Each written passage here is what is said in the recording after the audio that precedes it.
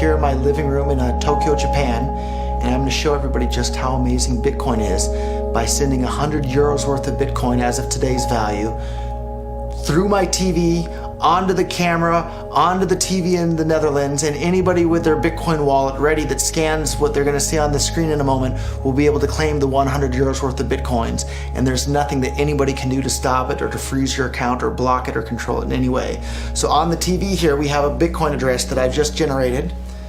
And I have my phone here. I'm going to scan the QR code for the Bitcoin address on the TV. Now I have it. I'm going to send 100 euros worth of Bitcoins to that address. So we'll hit send. And anybody can monitor on blockchain.info the balance of this address.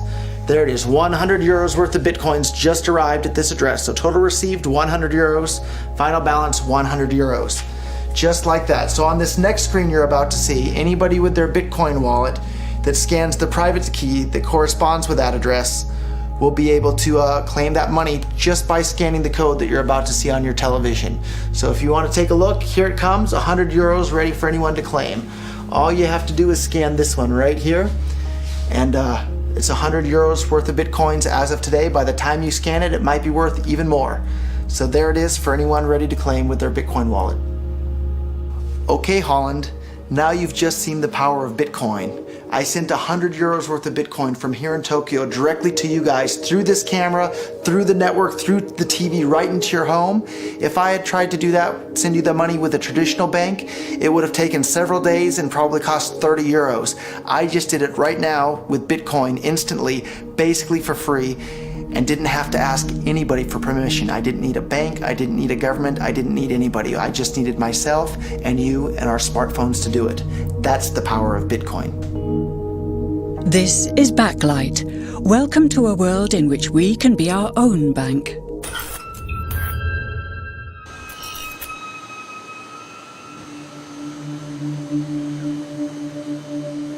We take it for granted that money creation is controlled by governments and banks. But there's a community of people who don't see this as a given and who get quite worked up about it. Wall Street is fraud, America is fraud, the world is fraud, banks are fraud, central banks are fraud. We live in an era of fraud. It's all based on fraud, and they get a percentage of the fraud. That's the business model. To suggest that there is any moral or ethical aspect to anything that's going on now is to be completely naive about the fact that we live in an era dominated by financial terrorists,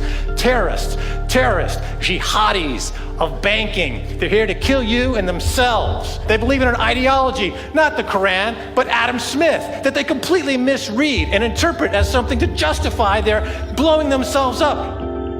Janet Yellen's a terrorist! Mario Draghi's a terrorist! The Central Bank of Japan is a terrorist! These are the real terrorists! Funds received. This community is switching to what they think is a better monetary system. A system in which banks are no longer needed because payments could be made directly from one person to another. In a system of debt, one of the two parties is always the slave.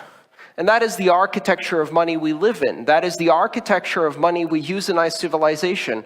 An architecture of money where you have no control. An architecture of money where every interaction is mediated by a third party that has absolute control over that money.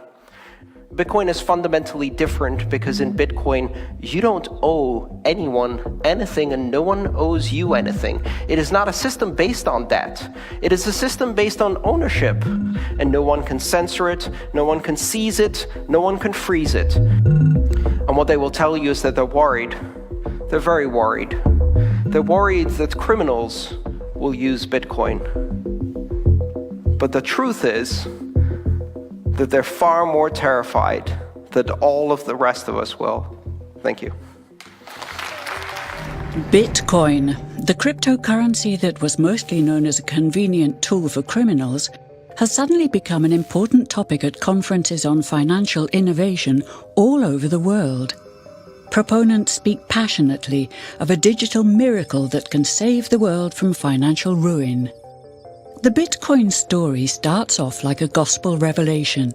It's November the 2nd, 2008, just 6 weeks after the Lehman Brothers collapse, and all over the world there are panicked debates about how to save the banks. Then, on a little visited web forum for cryptographers, a document appears in which a completely new monetary system is proposed. The visionary author calls himself Satoshi Nakamoto. First time I heard about it, I was at lunch with a buddy in Texas, and he said, man, there's this crazy new money. And so we talked about it over lunch, and then I went home and I said, man, I wanna see if I can buy some. At first, I wanted to buy some. I emailed a friend of mine. I think I probably saw the white paper at some web forum or something. You know, it just said this is some electronic currency thing. And this was publicly available. You know, this was posted, I think December, 2008 or something. And these were the darkest days of the financial crisis. So that to me suggests a very clever mind that saw an opportunity, the perfect opportunity to introduce a new radical technology and a new radical approach to money and finance at just the right moment when people would be very open to making this big shift that's required to adopt a new currency. I'm pretty sure Satoshi is a human being, although I'd really love to go find out that he was some advanced AI. But 99.99% chance he was a human being. What's exciting for me is like a global economy. Right now we say we have a global economy, but I can't take $1 and give it to you in the Netherlands and then you know what to do with it, right? You would have to go and change it to your native currency. And when you kind of eliminate that step, and I can just send you one form of payment and you can send me a product in a matter of seconds, that starts to change things from a global perspective. So The first wire that I sent was for $25,000, and this was in early 2011, and Bitcoins were somewhere around $1. All the way along, I was buying Bitcoin, and anytime I managed to earn some dollars from my other company, I put it into Bitcoin, and at this point, the vast majority of my net worth I've been keeping in Bitcoin for a while now.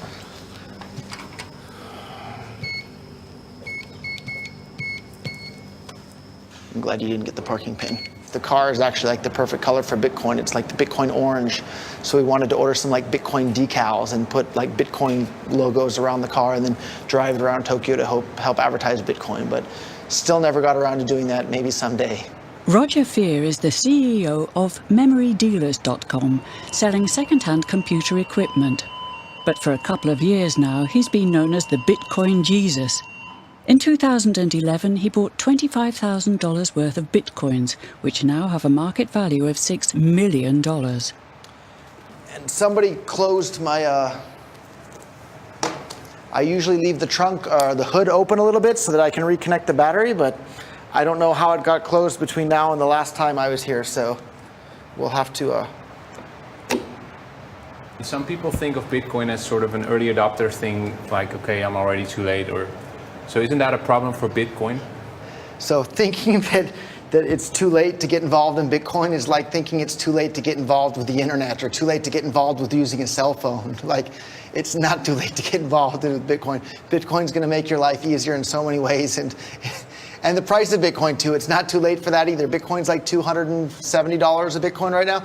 If Bitcoin becomes really popular all over the world, Bitcoins are going to have to be worth at least tens of thousands of dollars a Bitcoin, if not hundreds of thousands of dollars per Bitcoin. So thinking it's too late to get involved with Bitcoin is like thinking it's too late to get involved with using the internet. Of course not. Like, it's ubiquitous in our lives, and Bitcoin's going to become ubiquitous in our lives as well. Perfect money should have a limited supply. That's one of the most important things. It needs to have a limited supply. It needs to be easily recognizable. It needs to be durable. It needs to be transportable. Bitcoin has all of those things better than any other form of money the world has ever seen. And that's why when I noticed Bitcoin for the first time, I realized that it's so incredibly useful as money that people are going to start using it more and more. Roger lives and works in Tokyo. He's outsourcing all the work for his own company, so he can spend all his time promoting Bitcoin. So it's a pretty exciting time for Bitcoin right now with all the stuff going on in Greek. I mean, Bitcoin's up about $10 since yesterday, just since all the news on the Greek referendum vote, and just every day in Bitcoin is so exciting. So, and you can see, lots of trading and everything just in the last 24 hours there. I paid to put up a billboard in the heart of Silicon Valley right next to one of the busiest expressways. It just said, we accept Bitcoin, memorydealers.com, and then listed some of the parts that we sell. But then after that, I started paying for national radio ads in the United States that were on more than 100 radio stations across the United States, and paid for that for a couple of years. OK Wave, a popular consumer website in Japan, will accept Bitcoins from now on. At a press conference, Roger Fear helps them spread the word. But today, one Bitcoin is 35,000 yen. だけど Bitcoin 世界中人気になったら絶対何百万円とか何千万円ならなければならない。絶対 Bitcoin は人気になったら。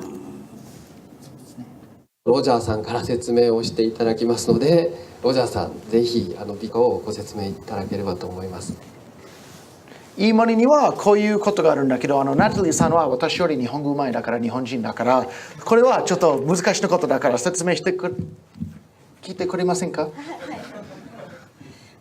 すごいお金にはすごいさまざまな役割があるんですけれども、ビットコインはですね、手数料もかからなかったりとか、すごく透明性が高かったり、すごくオープンなリソースであったり、すごくお金にある、重要な要素をさらに超えていい要素がいっぱいあるということですね。今までのビットコインの前のお金にはこういうことはちょっとありましただけど、今までには人間の歴史のことを最初から今までビットコインは一番こういうこと持ってるだから、世界中には一番いいお金になる。ビットコイン財布が持ってたら今から送りますよ。送った。もう入った。早いでしょ？ 5 秒じゃないよね。早い。そう、アプリインストールしたら。そう今送ってる。もう送った？もう入ったでしょ？でも今日は1000円分。ビットコイン本当に世界中人気になったら100万円になるの可能性は全然あります。Roger, are you giving bitcoins away? I'm giving every single person here 1,000 yen worth of bitcoins, which is like $8 and something cents. So, 今もう入った。それリフレッシュもう入った。OK. I've given away thousands of whole bitcoins to just various people on Facebook that would post their Bitcoin address. And this was back when bitcoins were a couple of dollars each, so I'm sure those people are pretty happy at this point. How could this digital coin invented by this Satoshi Nakamoto become hundreds of times more valuable than the dollar? And why do enthusiasts like Roger Fear want the world to switch to bitcoins? To understand this, we need to look at how new bitcoins are created, a complex process called mining. Promotional videos make it look as if everyone can just mine bitcoins. Millions of people all over the world earn real crypto money daily. It's quite simple. Just download the special software, connect to the web, and wait for your profits to roll in. For mining, you don't need any special knowledge. You can mine at home, at work, or at a cafe, anywhere there's access to the internet.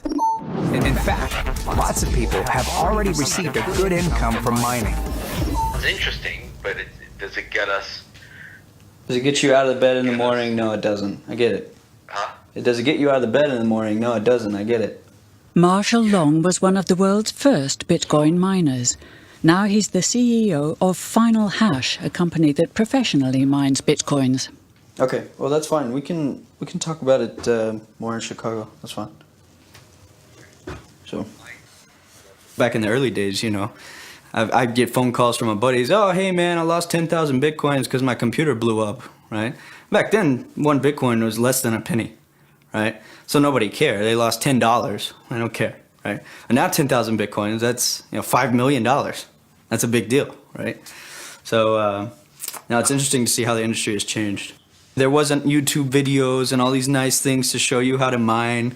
So it took me about 3 weeks to hook a computer up to figure out how to do this mining. And back in the good days, you could take a laptop like this and you could mine maybe 100 or 200 coins in a day. When summertime in Houston came, my wife was like, this AC has been on for 24 hours. It's really hot. What are you doing up there?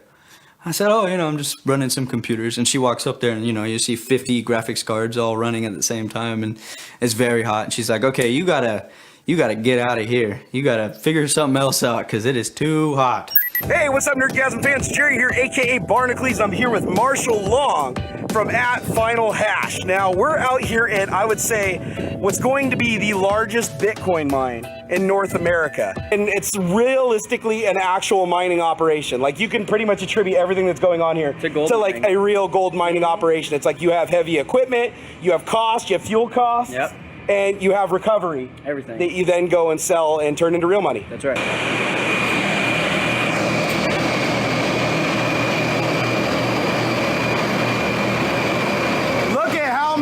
Machines are in here. You got S4s, S5s, everything. Actually, this looks like it's mostly S4s, huh? S4s in here. This is literally the loudest place ever. It's like being in a wind tunnel. You got air blowing through the top. Move your hair out. I mean, these things are all blowing out massive air. Now, the cooling in here is so efficient that if you put your hand back here behind the units where they're drawing air, it's freezing cold. It is nice, ice cold air coming in here. You put your hand in the front, down the center, it is burning, burning hot. So if you're asking yourself, is Bitcoin mining profitable? On this scale, hell yes it is. A Bitcoin is the reward for solving complex mathematical puzzles, and Bitcoin miners let their computers work day and night to complete these tasks. All the Bitcoin users in the world are connected, and together they constitute a network that processes and checks all Bitcoin transactions in a public ledger called the blockchain, and Satoshi Nakamoto designed it in such a way that users can create a free and anonymous Bitcoin account number, a so-called wallet. Satoshi's invention eliminates the need for a central bank, because all the users together are the bank. But early Bitcoin users had no idea how big Bitcoin and the blockchain would become. I think sometime in spring of 2010, I could be wrong on the exact dates, but basically someone put out a request saying, hey, I'd like to buy something with Bitcoin. Will anyone buy me a pizza? And I believe someone here in England bought the person in Florida a pizza for 10,000 or something Bitcoins. I mean, it'd be worth, a very large sum of money today. And that was the first Bitcoin commercial transaction. Garrick Heilman, an economist at the London School of Economics, was one of the first scholars to study Bitcoin and the blockchain as a serious monetary system. As a scholar, did you sort of label it, or was it something totally new to you? It looked very different to me. I mean, as soon as I heard the word decentralized and the fact there was a network powering this currency rather than a central issuer, that immediately captured my interest as something quite different based on what little I knew about alternative currencies at that time. What it meant for people who are libertarians in particular is that the government couldn't come in and shut down a server and end Bitcoin. It would have to shut down the entire internet or turn off the electricity grid to stop Bitcoin. And so that was really attractive to people who are worried about these types of things. Many of the early Bitcoin enthusiasts were libertarians who saw Bitcoin as the ultimate remedy for state intervention. This was also what attracted Roger Ver to Bitcoin. In his early 20s, he was a candidate for the Libertarian Party in California. But during his campaign, he was sentenced to 10 months in prison for trafficking illegal fireworks. According to him, this was a political case brought by people who opposed his ideas. So I have two Bitcoin-related geese. I have the bitcoin.org and I have the blockchain.info Bitcoin blockchain logo. So you think it was a political case? There's no doubt in my mind whatsoever, and in fact, even at one of the pretrial conference things with the ATF agents, my attorney and the U.S. attorney, my attorney was saying, hey, these are store-bought firecrackers we sold on eBay. We can pay a fine, do some community service, and be done with this. There's no reason to destroy my life over it and send me to prison and make me a felon. And the U.S. attorney at that point was kind of nodding his head like that sounds reasonable. And the ATF agent literally pounded his hand on the table and shouted, but you didn't hear the things that he said, which I think summed up very clearly. They weren't mad about anything that I had done. They were mad about the things that I had said, because the ideas that I'm trying to spread are subversive to the state. I did 10 months in federal prison, and I was scared of the U.S. government. The moment I was allowed to leave the U.S., I left, and I haven't lived there ever since. And they have what's called an exit tax. So at the time you announce you're a United States citizen, they tax you on your entire net worth at capital gains tax rates, and you have to pay them that money. Otherwise, they'll probably either send you to jail or at the very least not ever let you back in the country ever again. If you think about it, it's not all that different than slaves from the past having to buy their freedom from the plantation owner. Money creation by the state is sort of connected to state aggression for you, right? In my line of thinking is if you or I create counterfeit euros or print euros or dollars or yen, we would go to jail for counterfeiting because it's destructive to the economy. By counterfeiting dollars, it's stealing from everybody else in the economy that has money. When governments do the exact same thing, it has the exact same negative effects. The only difference is they call it fancy names like quantitative easing or economic stimulus, but it's destructive for the exact same reasons.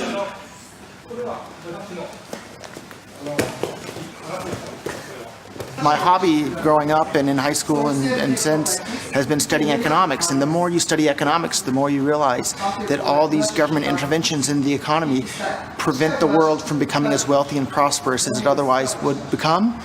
And suddenly now we have this tool that separates money from state. Like everybody today thinks that separating church and state, yeah, of course they should be separated. But a couple hundred years ago, it was, heresy to say that church and state should be separated. And today it sounds maybe a little bit crazy to say that money and state should be separate. But I think in another decade or two, people are going to think, oh, what the heck were we thinking, letting governments be in charge of money? That caused so many problems and so many misallocations of resources around the world. Of course, Bitcoin is better.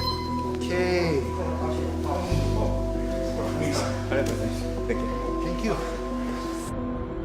Why is the government's and banks' monopoly on money creation seen as undesirable? In his white paper, Satoshi Nakamoto didn't express his opinion on this. But it does seem that he wanted bitcoins to appreciate rather than depreciate, unlike money. He programmed Bitcoin in such a way that there's a maximum of 21 million bitcoins to be mined. Bitcoins weren't meant to resemble money, but gold. In November 2013, this dream became reality when 1 Bitcoin was worth an ounce of gold. The Bitcoin code itself has never been hacked, but in 2014, the customer data of Mt. Gox, an online exchange office, was stolen by hackers, causing the Bitcoin exchange rate to plummet.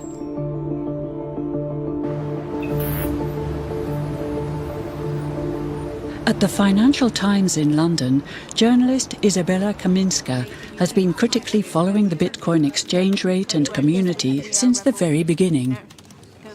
I've always been a geek about finance, and I've always been a geek about how the system works. So like the really boring nuts and bolts, the plumbing of the system. And I think in 2008, it was the first time we all really thought, actually, not only is the system as we know it possibly crumbling, there might be opportunities for new systems to come up as a result of it. Yeah, exactly. Yeah.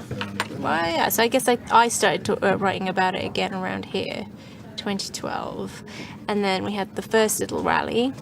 And then this is also this is very reminiscent to the classic bubble chart. I know that you guys want to change the next. So you see, this is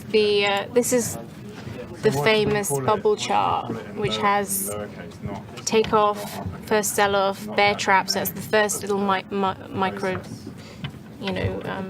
mini dump. Then you go to the new total bubble, then it crashes. And there's a bit of like a return. People think maybe it's going to come back, and then it crashes again, and then it gets back to a more realistic trajectory.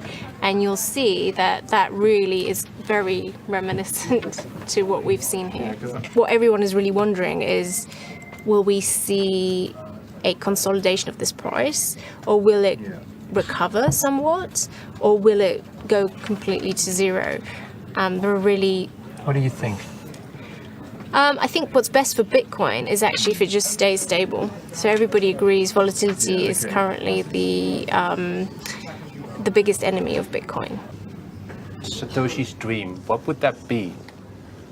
the paper doesn't really say what his big dream was. He just wanted an efficient mechanism that was cheap. But in terms of what I think people have projected his vision as being is this world where we are all our own bank. We don't have to depend on any intermediary, and banks are gone.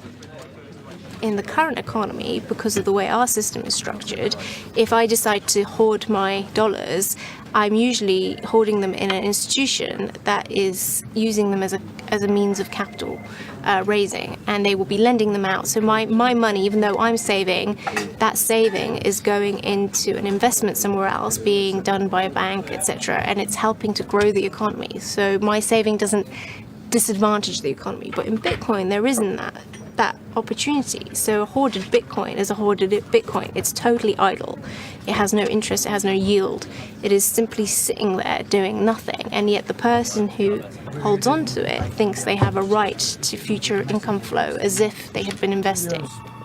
When the line was flat, people like massively bought in or mined Bitcoins, and they are now like multi-millionaire billionaires. They're the new 1%. They're the 1% of the Bitcoin economy, which again goes against the whole democratization side of the argument, because really you're not democratizing the economy. You're just transferring the power from the existing elite to a new elite.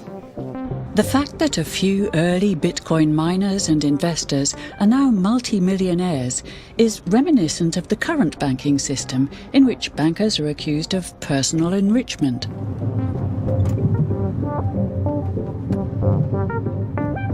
So I got this degree in international development, and I was with my dog on this hill, and I was like, yeah, what could I do? I could go try and work, and say East Africa. I could try to go and explore economies there and see what's happening. I could try all these things, and then I was like, why don't I just try and break into the financial sector in London? That would actually be really, really fascinating.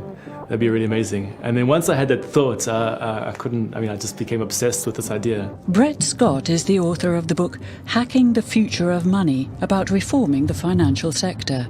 To immerse himself in the system he criticised, he worked for 2 years as a broker in the City of London. We're now in the city. We just passed the border dragon. Those dragons mark the boundaries of the City of London. So it's the financial district. Cut off all my hair, I bought my first suit. Interestingly enough, I had 2 interviews with Lehman Brothers, literally weeks before they went bust. And I remember being up in the sort of like 35th floor or something, and the guy was like, oh no, everything's fine, Don't believe the stories you see in the press about us. And then they went under. If you created an entire society that was reliant on Bitcoin, yeah, you'd have massive problems of inequality. But it's very important in that it forms a kind of counterpower to the existing bank payment system. So while I can critique Bitcoin as much as you want, I'm always aware that the existing bank system is highly flawed, and I like the fact that this exists as an alternative. What's happening right now in a lot of the banking scene is this move towards it's called a cashless society. But if you think about what that actually means, it means every single payment that you undertake has to go via a commercial bank. Now, that means every single transaction you ever do will be monitored and recorded in a database somewhere. It means you'll always be giving fees to various, credit card companies and so on. So there's potential for huge amounts of surveillance. There's all sorts of problems that come with a cashless society. In that world, something like Bitcoin, which is an electronic version of cash, or electronic form of, an electronic equivalent to cash, becomes quite important. St. Paul's Cathedral across there, which is where the Occupy movement set up camp in London, and they were there for a long time. They tried to occupy the London Stock Exchange, but weren't able to get in, so they chose St. Paul's instead.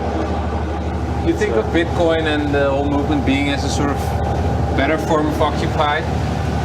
It's a different form of Occupy.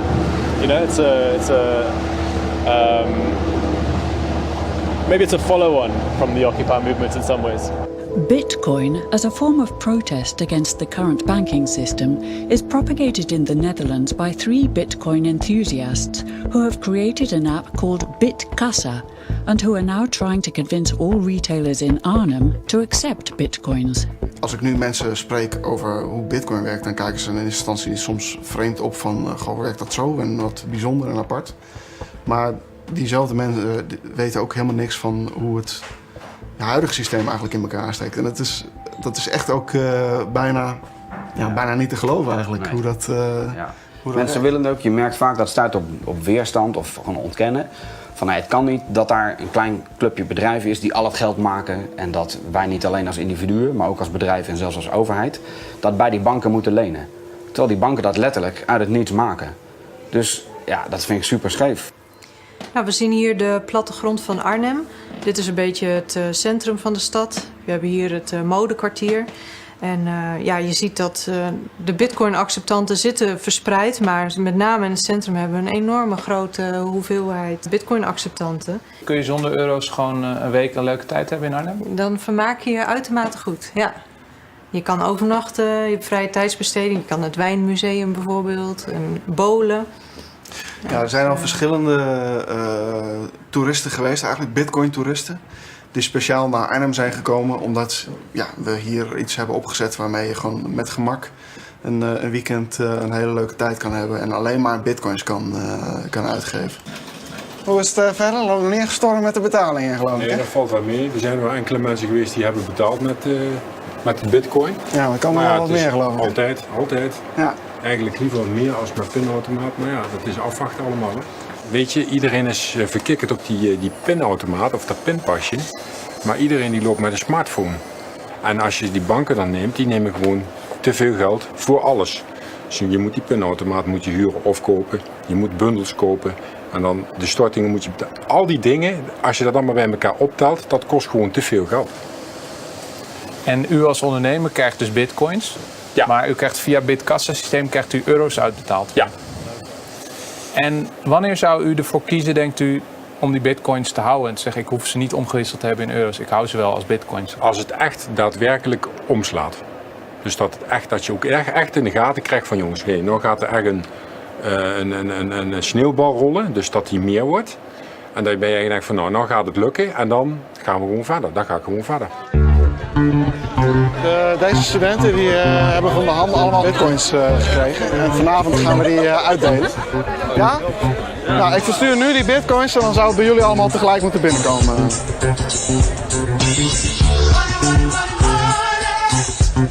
is nu onderweg.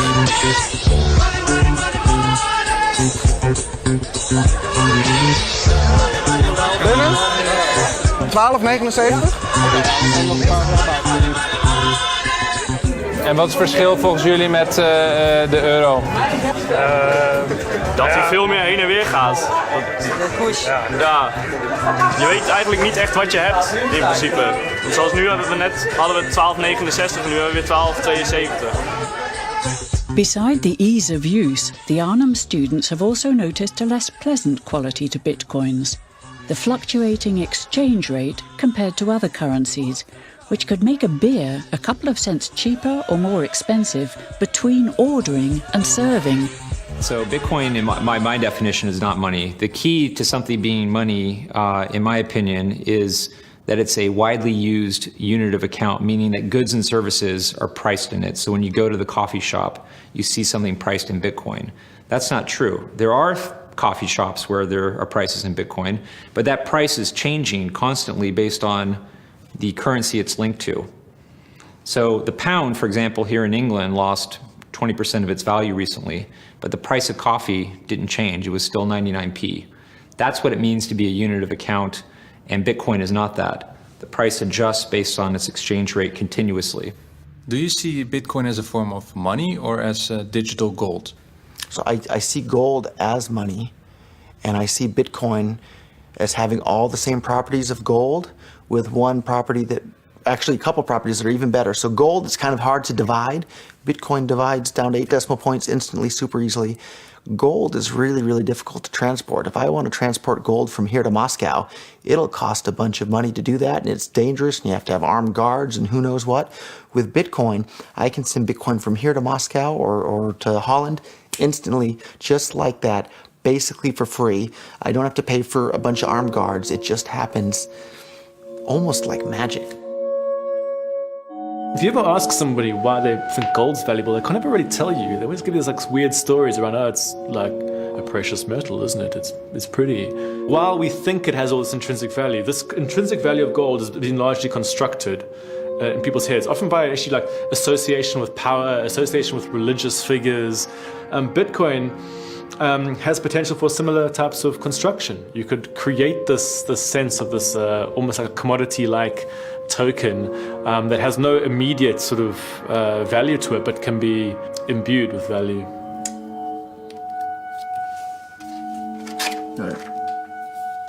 As more people start to mine, they become harder and harder to find. So it's kind of been I correlate it to like an arms race, right? The guy with the biggest gun wins at this point. So this is the newest place we've started working on here. This is a place in the mountains in China. It's cool and it doesn't rain that much, so we can cool it very efficiently. How much do you pay for that electricity on a daily basis? All in, all of my mines together, we're probably paying about $100,000, maybe a little bit more. A day? Yeah. You're paying $100,000. I'm sorry, that's per month. I'm sorry. Oh, okay. But Bitcoin in general, all myself and all my colleagues combined, it's about $1 million a day in power. In power consumption. Yeah. And you guys generate what worth of coins? We're generating. Of course, it depends on the price, right? Mm-hmm. But current market price. Right. So we'll just say for $250. We'll just put the price at $250 for easy numbers. You're finding roughly around 25 Bitcoins every 10 minutes. So you just take that and times it by an hour. So you're finding around 150 Bitcoins an hour. Take that times 24 and then you do that times 250. Do some back of that. So we're making about $900,000 per day.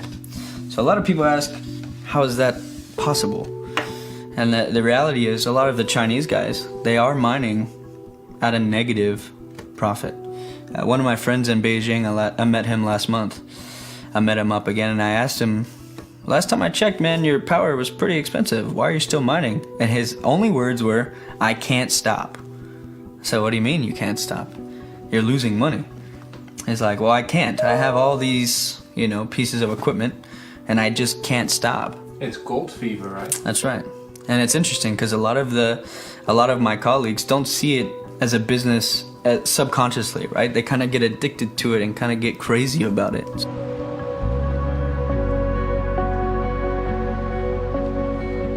好，现在看到的就是我们那个长城镇的机房，这是我们大连的1号机房。现在有3层楼，我们使用的是第2层。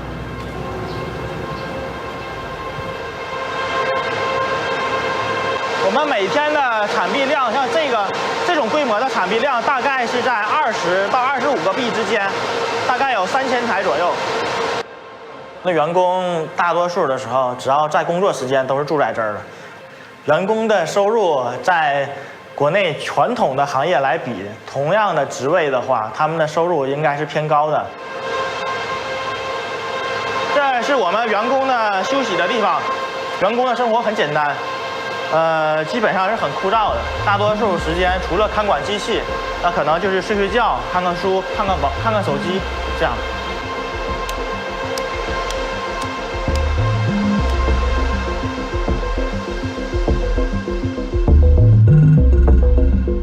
So what was supposed to be a very democratic system has ended up concentrating in exactly the same way that we have seen the banks concentrate their business. So now you have most of the miners are based in China, or most of the miners are huge server farms that, you know, the average person can't be a miner anymore in Bitcoin. It's far, you know, the barriers to entry are now really, really quite expensive. You have to invest in at least, you know, thousands of dollars of equipment if you want to be a miner. And a lot of people who got into the first year of Bitcoin actually had mental breakdowns. It was so beautiful. It was like you're seeing, you know, some of the most remarkable art ever for the first time.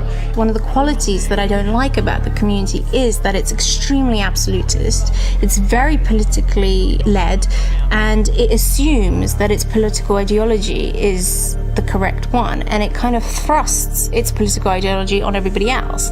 So I always say, you know, I don't want political ideology when I'm paying for my coffee. I just want a payment network that works and that allows me to benefit from smooth transactions. Lots of paper money. So this is a receipt, and this is my public address and private key. You got it covered for us, so we cannot film it. That's right. Bitcoin. Over the past 2 years, new members are increasingly joining the Bitcoin community, not for ideological reasons, but for practical ones. In Kiev, there are some protests happening, so people started using social media to share their QR code. Within a matter of days, they automatically had $15,000 in their wallets from sympathizers to the protests. That money was transferred from around the world. It's an incredibly powerful example, because today I spent 7 years in Nicaragua, and today I still cannot use PayPal to transfer money to my friends in Nicaragua. Whether or not Bitcoin will be worth millions isn't the main question for many computer scientists, investors, and hackers. To them, Satoshi Nakamoto's real invention is the blockchain technology, a global open ledger which can be used to share much more than just money. You may think that Bitcoin is just another way to pay for a cup of coffee, but it's not. Bitcoin is just the denomination used to pay the toll to put stuff on this global ledger.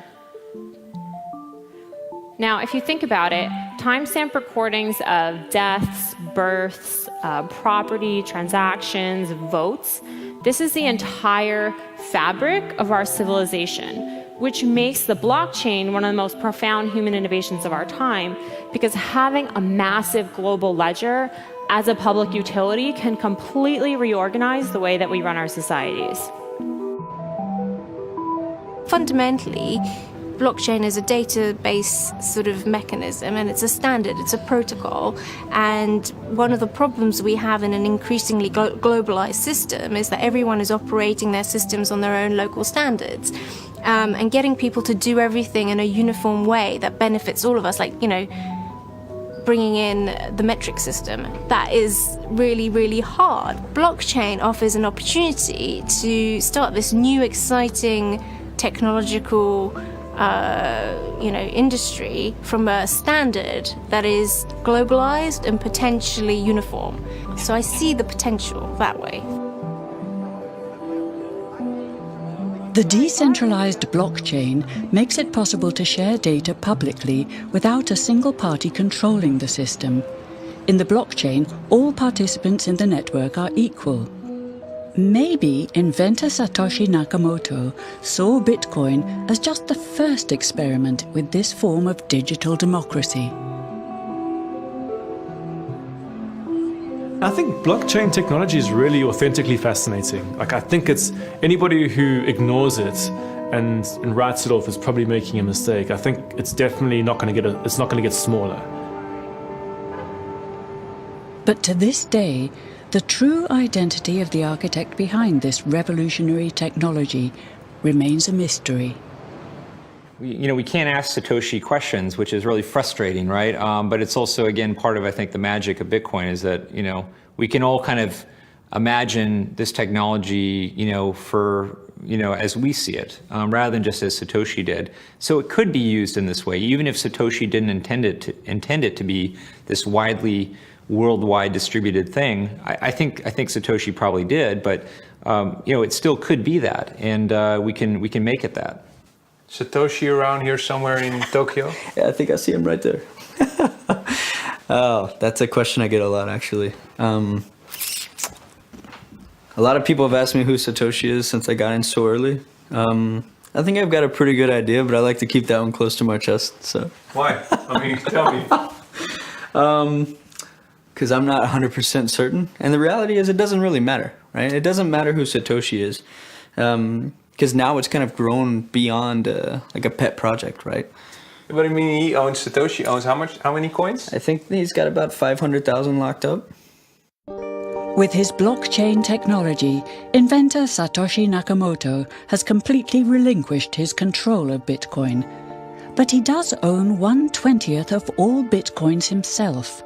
So if one day Bitcoin does become widely accepted as a currency, he will be one of the richest people on Earth. People might find that scary, a new currency or a system based on an inventor who owns already, well, 1/20th of all the currency he invented. Yeah. Isn't that a problem? Satoshi invented one of the most important inventions in the entire history of humankind that's going to improve the lives of everybody on the planet for the better. If he had half of all the Bitcoins, he would still deserve it. Who do you think Satoshi is? I think it's probably a band of people who decided that a nom de plume was the best way to go, precisely because if it did take off, there would be too many consequences for an individual, one person, or even a group of people. And from my perspective, you never make a move of this sort without a myth. You need a sort of foundation myth. Every good sort of system of power has a foundation myth, and it's always best if the leader is either anonymous or aloof or in some way distant from the public, because you have to create a sort of mythology around him. And because Satoshi, nobody knows who he is. If we knew who he was, it would almost ruin the whole thing for everybody, I think. Why did he disappear, you think? He undermined the ability of every single government on the entire planet to control the money supply. And that's how every single government in the world is controlling their citizens and their economies today. And he just basically, knocked their feet right out from under them with the invention of Bitcoin. And I'm sure that's going to make a lot of people who want to control other people by force really, really upset. So yeah, I think it's really, really smart for him to have disappeared. And for me, it probably would have been smarter for me to keep quiet too, but Bitcoin's too exciting for me to stay quiet about. I think a lot of people are underestimating the way in which Bitcoin and the blockchain are going to change the power structures in society in general. I mean, I grew up in the US and I see all these people like, yeah, nuke everybody in the Middle East and kill them all. And then they have the former Secretary of State, Madeleine Albright, on 60 Minutes, one of the most popular news shows in the US. And they asked her, they said, there's reports that more than 500,000 Iraqi children have died as a direct result of US sanctions. And she looks back at her with a straight face and she goes, it was a really tough decision, but I think that it was worth it. Worth murdering 500,000 kids because of what the government did? And I apologize for crying, but it just disgusts me from my core when I see government people murdering people around the world. It's not just theoretical. These are real people with real lives. And it's real people, and Bitcoin has the power to undermine everything they're doing to people around the world. And I'm sorry for shouting, but it just disgusts me what these people in government do. And they do it through central banking and through the control of the money supply, and Bitcoin takes that away from them.